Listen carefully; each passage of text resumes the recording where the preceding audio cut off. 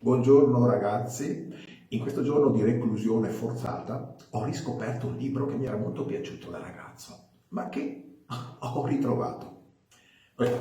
Si tratta del Giro del mondo in 80 giorni di Jules Verne. Giulio Verne, uno scrittore francese del 2 secoli fa, della fine 800.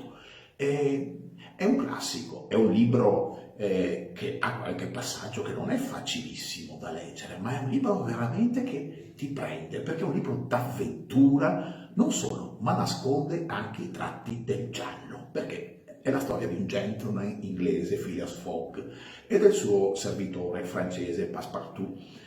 Fanno una scommessa, scommettono, dopo aver letto un articolo del Daily Telegraph, un giornale inglese, scommettono che riusciranno a fare il giro del mondo in 80 giorni, anche grazie a una ferrovia che si sta aprendo in India. Pensate che quello era il periodo in cui i treni stavano per cominciare a essere collegati un po' in tutta Europa, ma anche fuori Europa, e quindi a unire tutti i paesi nella maniera più veloce.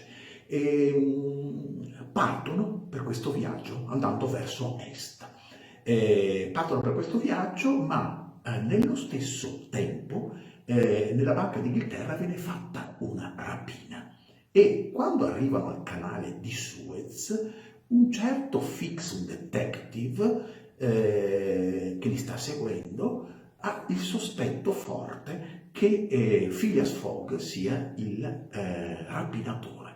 E qui quindi comincia anche l'inseguimento da parte di questo detective. Ecco, il libro è veramente molto molto bello, descrive, passano per l'India, passano per la Cina, passano per tantissimi paesi, è un libro d'avventura veramente emozionante che vale la pena di essere riscoperto. Leggetelo piano, con attenzione, perché naturalmente ci sono anche alcuni passaggi un po' lunghi i ragazzi di oggi magari non sono abituati a leggere queste descrizioni lunghe, ma leggetelo con calma.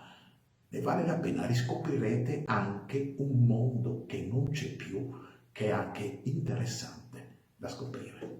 Ciao!